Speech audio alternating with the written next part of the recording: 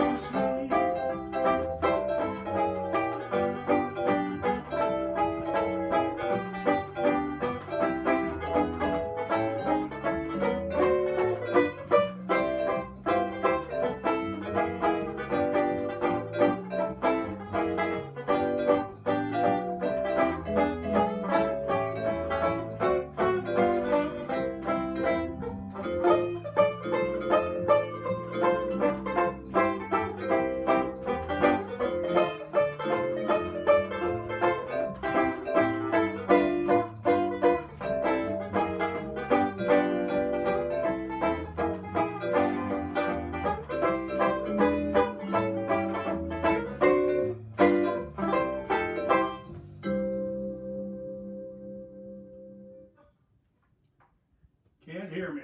Okay, what did I do wrong? Okay, so I should be up and running. My mic is on. That's up. I don't know. I'll have to. Oh, you can hear me or you can't hear me?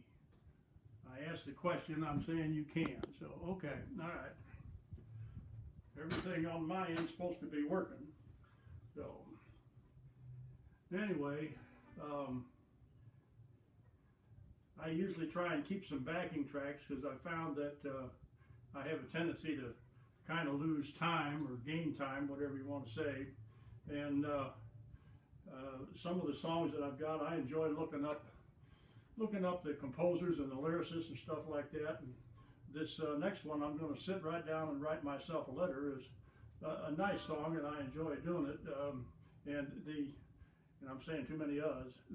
The composer of the thing also wrote Bing Crosby's theme song for When the Blue of the Day meets the blue of the night or something. I forget what it was. And then the lyricist, one of the lyricists anyway for this was Joe Young, who happened to also write Shantytown. So anyway, we'll try and do a little rendition of I'm going to sit right down and write myself a letter.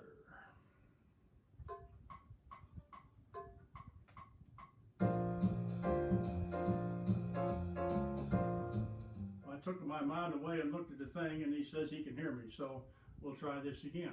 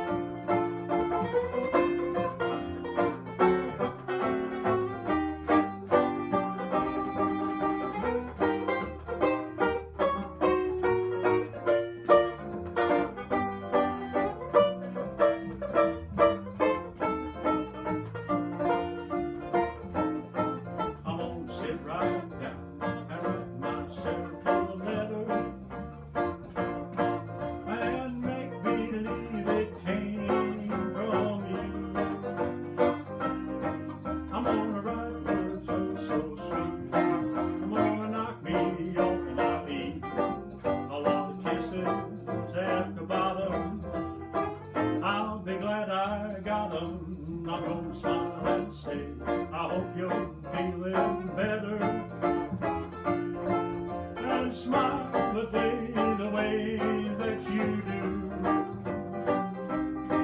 I'm gonna sit right down and write myself a letter, yes I am, and make believe it came from you.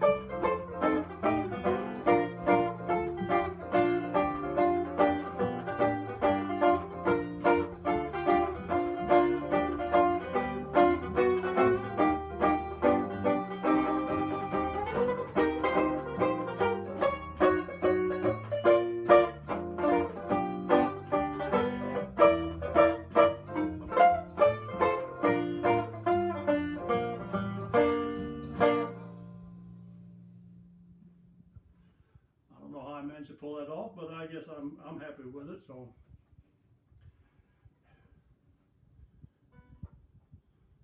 now, every once in a while, I look at YouTube and I try and learn something from what I'm watching on the YouTube. And I've gotten interested in ragtime, playing some ragtime, and it's not usually played on the 4-string banjo. Well, I guess it's not, but I guess it started out being played on the 5, and then it migrated to the 4. I'm not really sure on my history, but one of the things I ran across in some of my research at a Georgia camp meeting is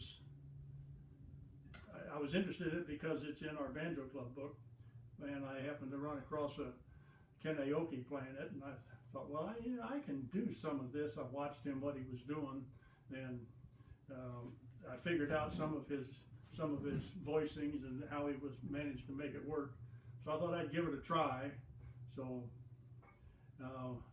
anyway, this is my attempt at what Ken does, and I'll preface that by saying a quote from a movie that this isn't Japan, and I'm not Ken Aoki, and you Western fans will get the reference. And I'm using a track that I had Sean Moises work up for me. So do what we can with this one.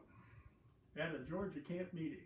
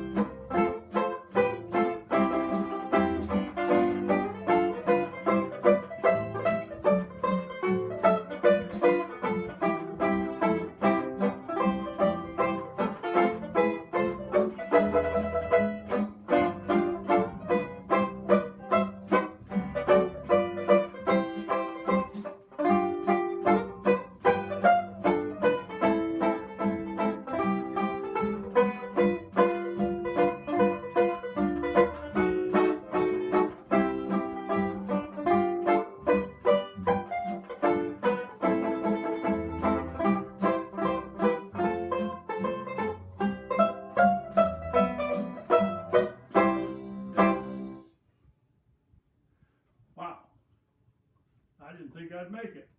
What's it telling me here? Larry Dodd is watching. Hi, Larry. Richard, well, thank you so much. Bob, hey Bob, how you doing? Don't tell anybody what's going wrong, okay? We'll keep it between ourselves.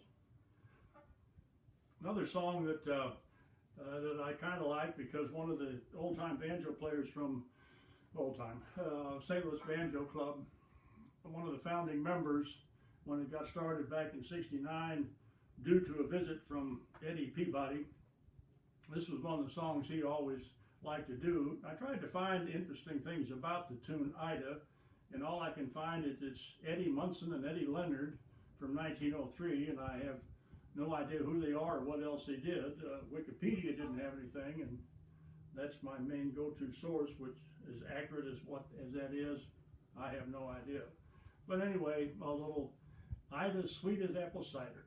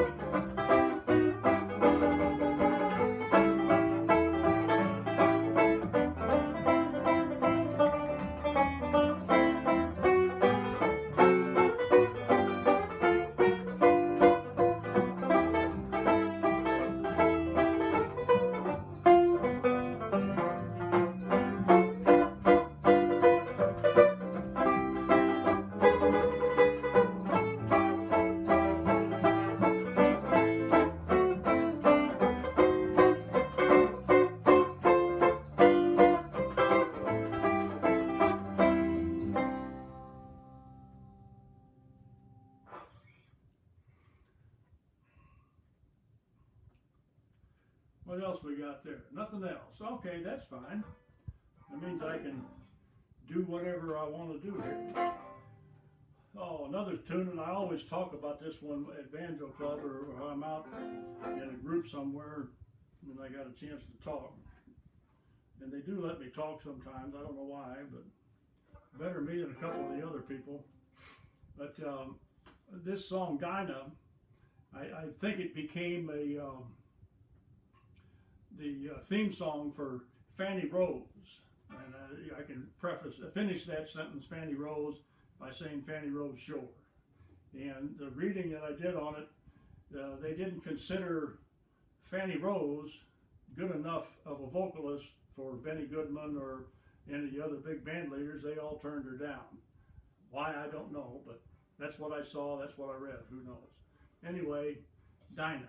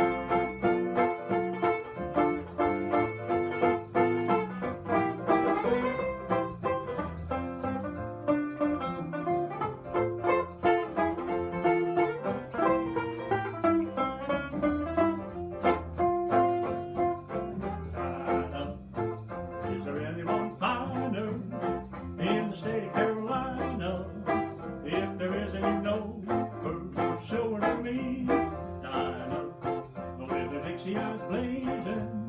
How I love sitting gazing to the eyes of Dinah Lee. Now every night, why do I shake with pride? Because my dynamite changed her mind about me. Dinah, if she wanted to China, I'd hop an ocean liner just to be with Dinah Lee.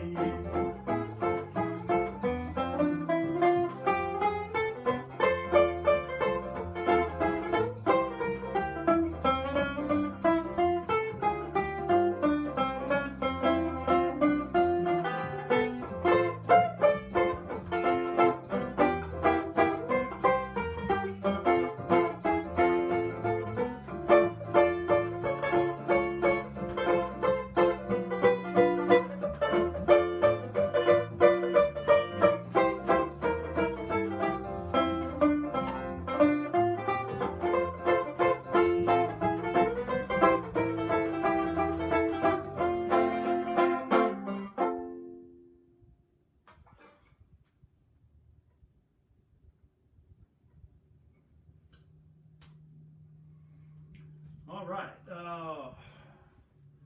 Wow, I think I'm going through this faster than I intended, but I hope I've got enough material.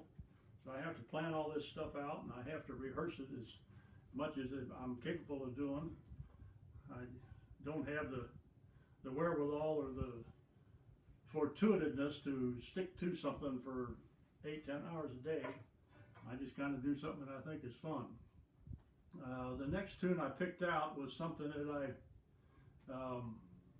had started doing a little bit with Annie and the Fur Trappers, Annie Linders, who left us here in St. Louis and moved up to Boston. And I think she's doing pretty well up there. She's got a whole new band, and she seems to be enjoying herself. So I wish her all the luck in the world. I wish she's back, so I could get out and play some more jazz. Although I didn't, sometimes she picks some of those venues at 10 o'clock at night, and I'm getting on in years just a little bit, and it's a little difficult sometimes to do that and then get up in the next morning and do some stuff that I want to do. This doesn't look like it's coming through too good. I don't know which way to move this thing out the other way. There we go. All right. That looks a little better. Let me tip it down some. Yeah, okay. All right. That's it. Maybe I moved too much. Anyway, the song is, well, what is the song? Sand. And I stole this intro from a friend of mine. And you all, anyway, I stole it from Kurt Abel. And Lance has informed me that if you see something or you hear something that somebody's doing and you like it, just take it. So I hope Kurt doesn't get mad at me, and I hope I'm able to pull off the rest of the song. It took me a few listens on a recording to figure out what he did for the intro on this thing. And I think I got that part of it down. The rest of it is, let's see, I know what else is wrong here. Hang on just a minute. I see a cable that should be plugged in.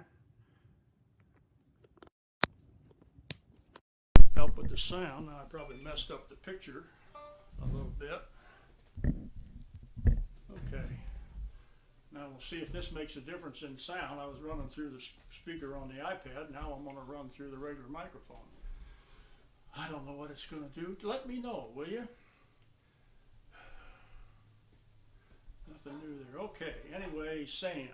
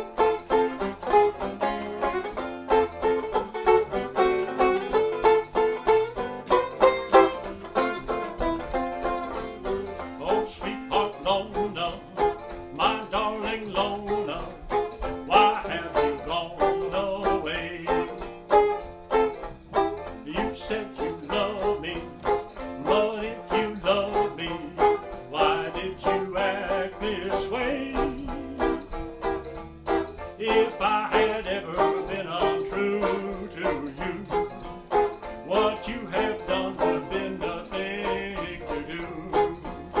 But my heart aches, dear, and it will break, dear, if you don't come back home again to say.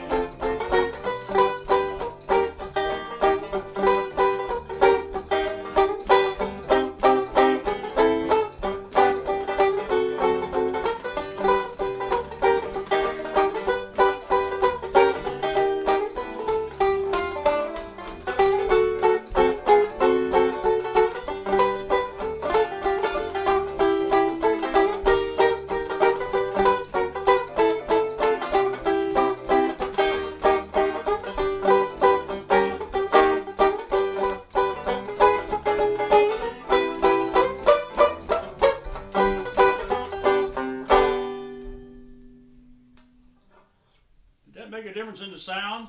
Yeah, okay, sounds a bit better. Yeah, I figured it would. I don't know why I didn't have that plugged in. Well, I know why.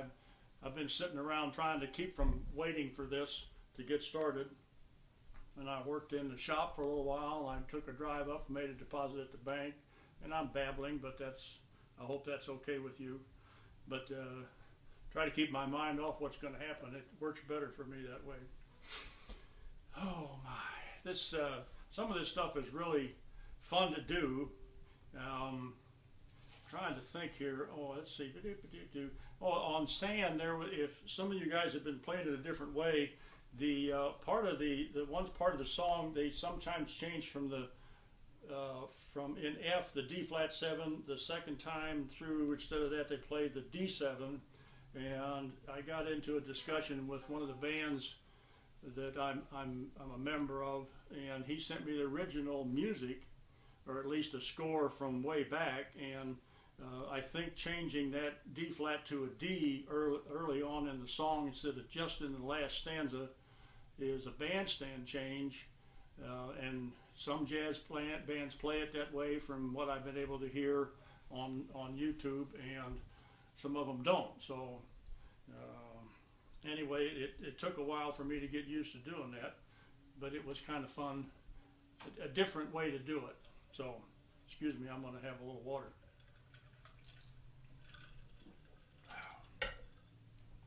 Okay, my next tune is June Night, and Bobby Grimm, Bobby Grimm is the St. Louis tenor banjo player I think he's been on about 40 different LPs, and he's played with every band possible here in St. Louis in the last 60 years.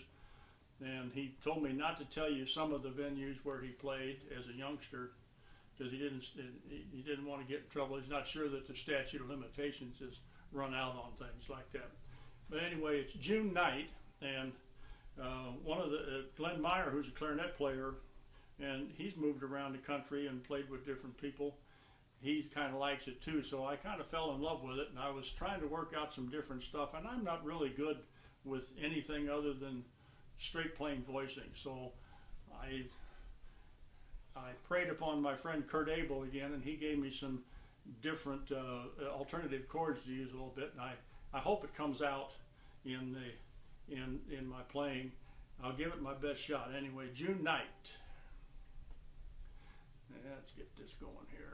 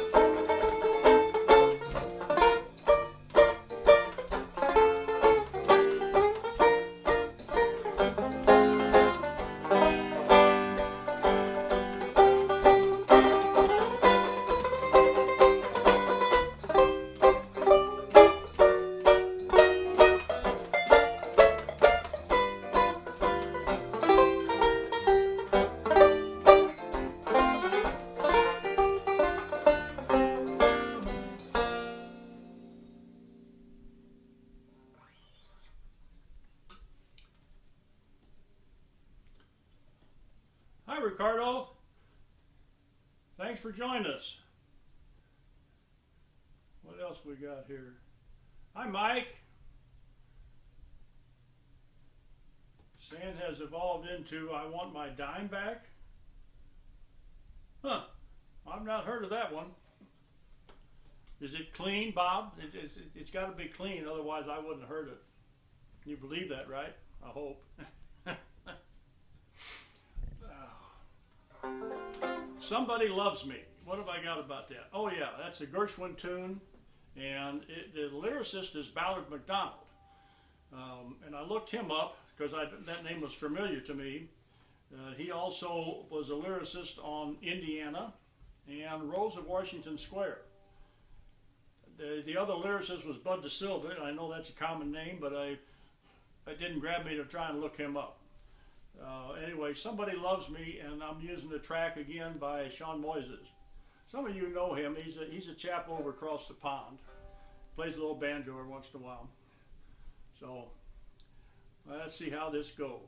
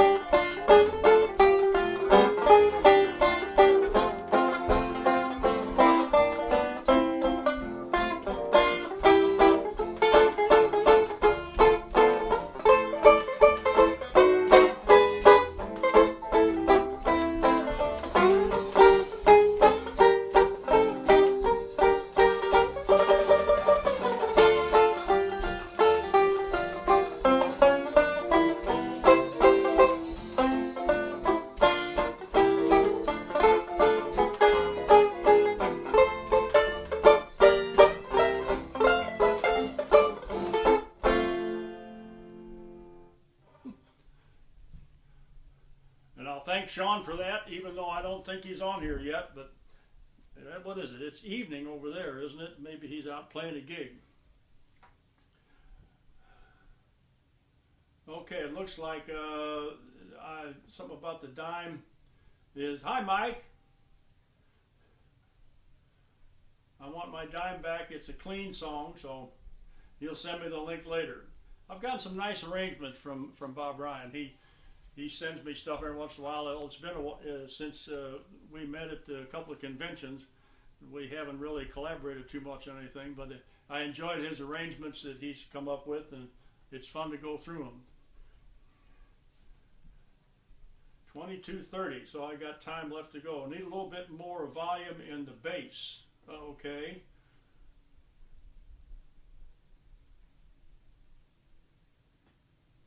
I don't play much bass. I should play more four strings, but if that's what you're referring to, but I'm not 100% sure. Okay, another ragtime tune that I really kind of fell in love with.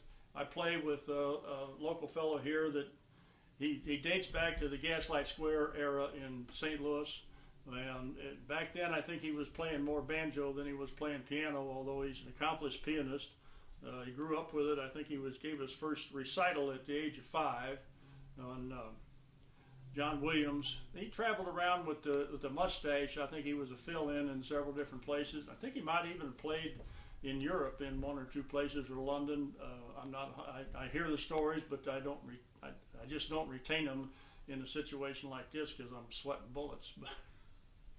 Anyway, we got started playing some different ragtime tunes, and some of them I just chord along, but then there's 1 or 2 I think I can learn these, so I give it a try. And I had Sean Moises work up this backing track for me, and I really enjoy this song, but I don't know how it's going to go. We'll just have to give it a shot. What was that? Something else here? Oh, that's I got mail. All right, here we go.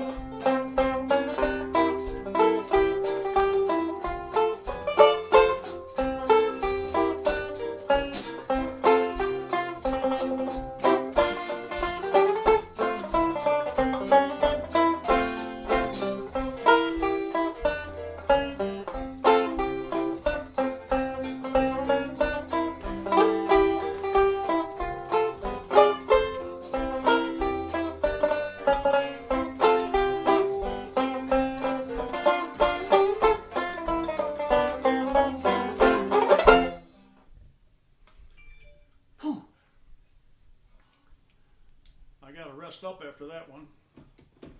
What else we got here? 22:30. Nothing new. I don't know. Here in Spain, 23. I don't know what that means. Anyway, that's an interesting tune, and I've tried to do a couple other ragtime pieces. One of the ones I've kind of tinkled around with a little bit is the St. Louis Rag by Tom Turpin, and I've got through the A part a few times, and then other tunes get in the way, and I keep trying to get back to them, and it just doesn't work out. I'm hoping we have a little bit of hiatus here after Christmas parties and other kind of stuff where I can sit down and start learning some new tunes, but heck, I'm still trying to learn the old ones. Anyway, thank you, Sean, for that track. It took me a long time to get up to the speed that it was set at, and that's the one I told you to set it for, so it's my own fault.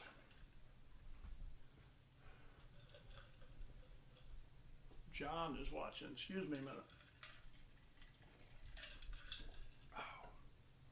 I'm going to take a little trip down into the novelty tunes, and I heard this. It was done by the Gaslight Squares here in town. T.J. Muller and Jake Allsbach. They have a band, and of course, I think I know T.J. is from across the pond. I think somewhere around Edinburgh, if I pronounced it correctly. And he's got a band here, and he's doing wonders trying to keep the trad jazz going here in St. Louis. And he's really introducing a lot of the old tunes that were actually originated or played by local bands that they were really popular back in exactly 100 years ago, or a little bit more.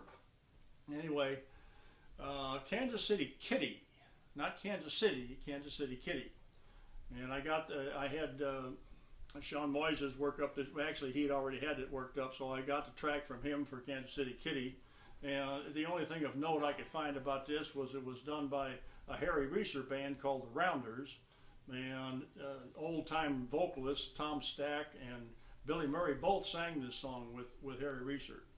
So, here we go. Oh, Walter Donaldson, another well-known composer. What else did he do? Oh, My Blue Heaven, Carolina in the Morning. Yes, sir, that's my baby. Kansas City Kitty. I left Frisco swinging on that Golden Gate when Kansas City Kitty smiled at me. I left Ma and Pa down in Omaha when Kansas City Kitty smiled at me. She comes from Missouri and she showed me like a Texas steer she buffaloed me. Every Jim and Jack got the well-known hack and sack when Kansas City Kitty smiled at me.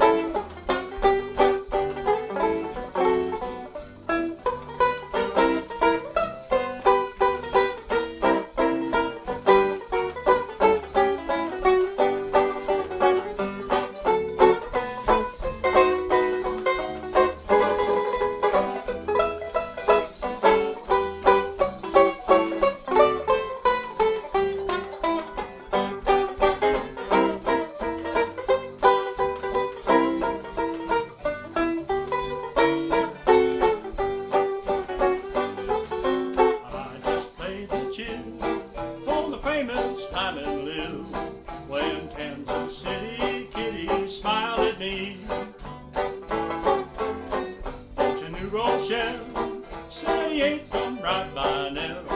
Says Kansas City Kitty smiled at me. I gave Georgia Brown my watch chase Sunday. I gave Louisville Lou the works on Monday. I passed up those queens like you pass up Boston beans when Kansas City Kitty smiled at me.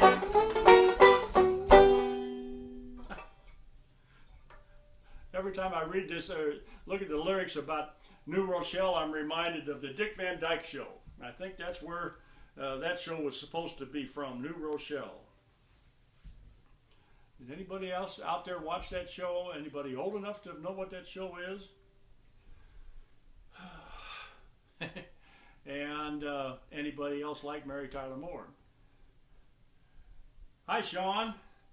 Pete, when did I get out of prison? Who let you out of the doghouse, for crying out loud? Captain Pete. He's not traveling around. Usually he's running around different places looking for stuff. Oh, no, I don't want to do that again. I was trying to hit the wrong thing. We'll stop that. Okay. Every once in a while, I subscribe to some different songs. I don't channels on YouTube, and some things will show up. And this one was it's an old 78 RPM YouTube channel, I think is what it was. Anyway, he ran across. He played this. I found $1 Million Baby, and that tune just kind of reached out and grabbed me. So I subscribed to his page, and hopefully I get some more tune suggestions. But then when I get these things, I got to go look them up and figure out how they get played and stuff like that. Bob Ryan says they did live in New Rochelle. The job was in New York City. Yeah, what was it? Rosemarie and Richard Deacon was the bad guy. Carl Reiner was the boss. And who was the little guy? Maury, something, I can't remember what it is now. I got a picture of his face. Anyway, I found $1 Million Baby. If I can get everything to work.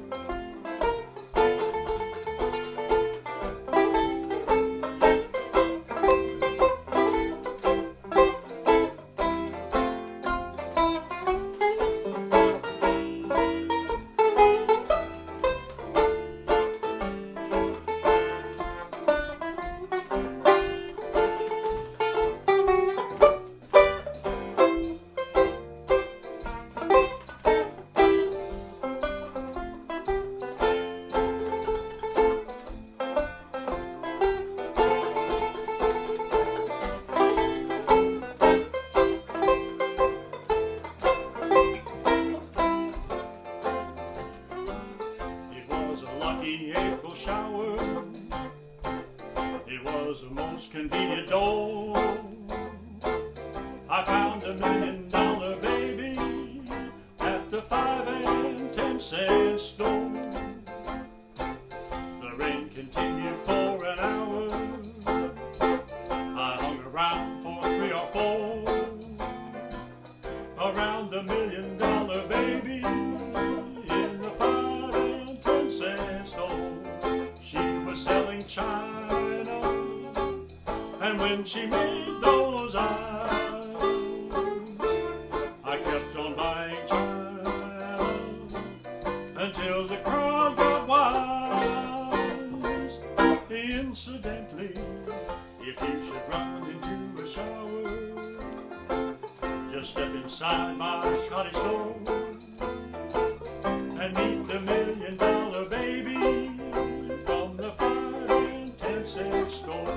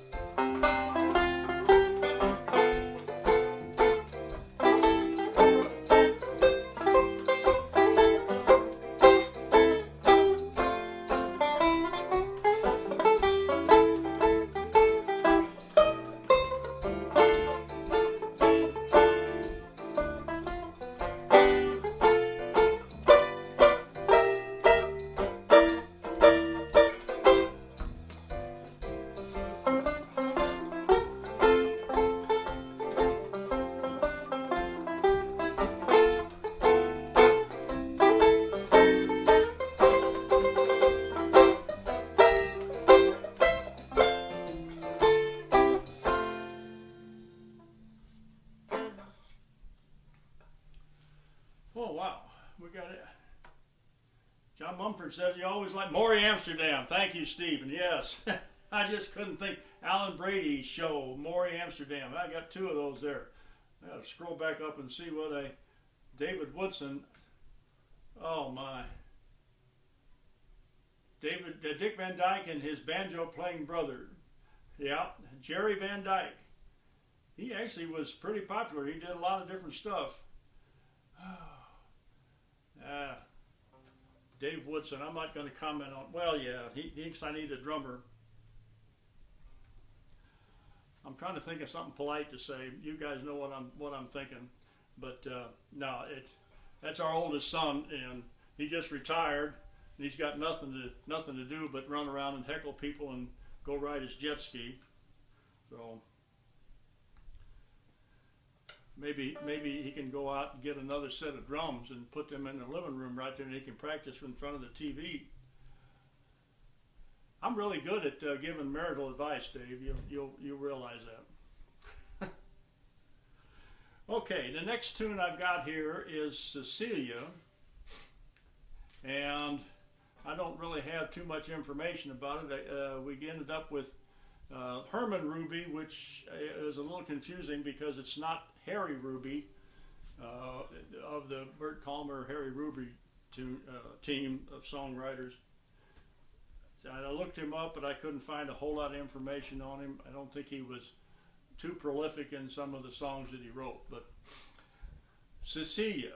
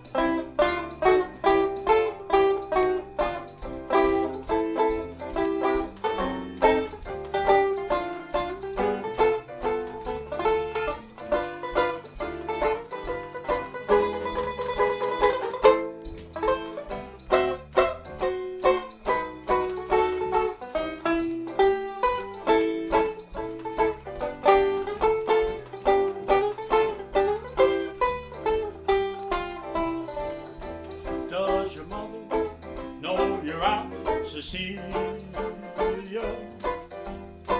does she know that I'm about to steal you? Oh my, when I look in your eyes, something tells me you and I should get together. How about a little kiss, Cecilia? Just a kiss, you'll never miss a scene. Why do we need to keep on wasting time? Oh, Cecilia, say that you'll be mine.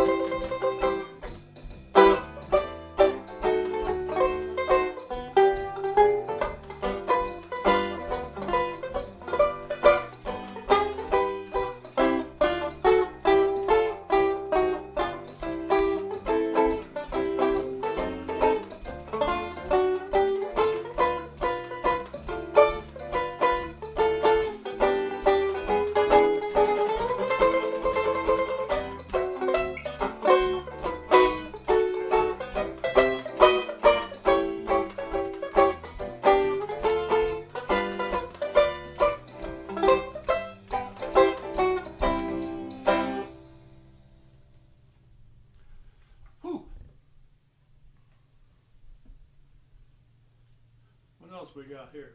Nothing else. John Mumford. Hi, John. And this next song, Margie, the only thing I can say about that is T.J. Muller is enjoying this song, and he plays it quite a bit with his groups, and I'm jealous of TJ in a way because he plays banjo and cornet and clarinet and trombone and tuba and piano, I think a little bit, and there's probably something I'm missing. I don't know if it plays drums. I don't know if he's taken up the bones yet, but there's no telling what he's going to do. But he just turned 30 this year, and it's really enlightening to see him grasping this music and keeping it alive and throwing a nice spin on it so that it comes back. I grew up listening to it, and that's all I had around the house.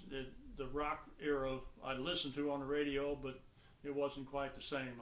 I enjoyed this more, and that's why I'm stuck playing this kind of stuff. Yeah, so anyway, little Margie.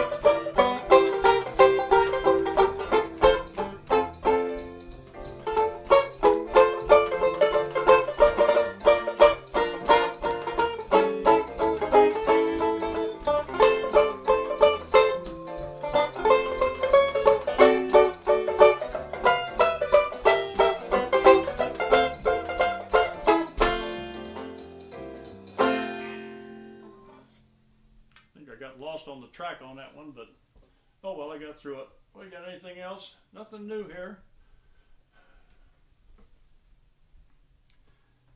What do we got?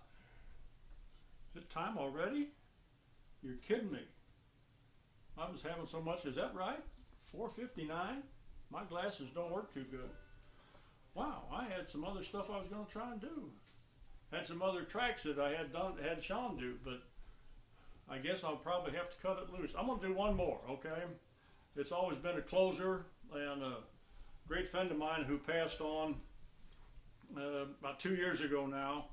He was listening to Joe Brown do it as a tribute to Harrison, and I went and he told me I need to learn how to do it and learn the verse too. So I went and listened to him playing that ukulele, and I kind of figured out what he was doing. So we'll see if I can make this all work.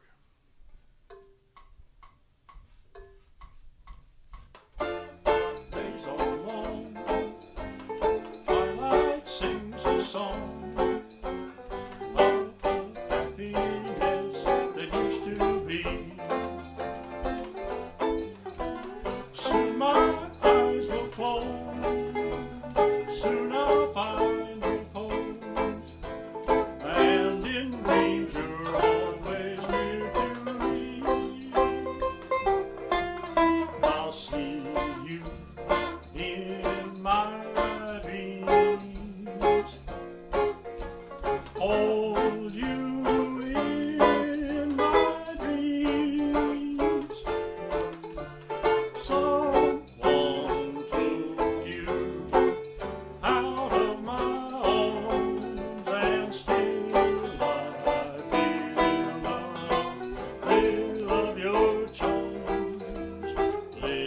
lips that once were mine, tender eyes that shine, they will light my lonely way tonight. I'll see you in my dreams.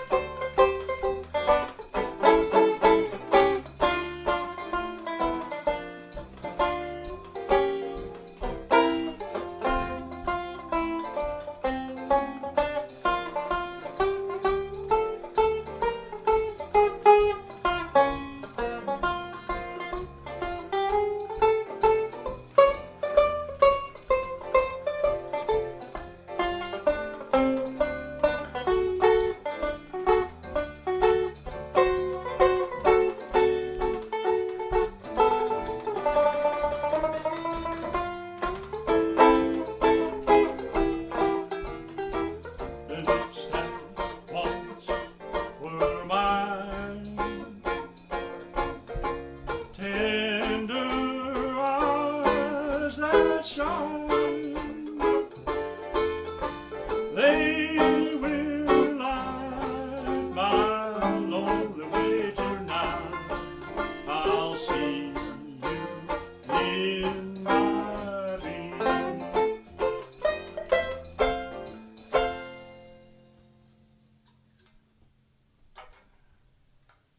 Thank you all. I hope you enjoyed it. I had a good time. See you at a convention sometime.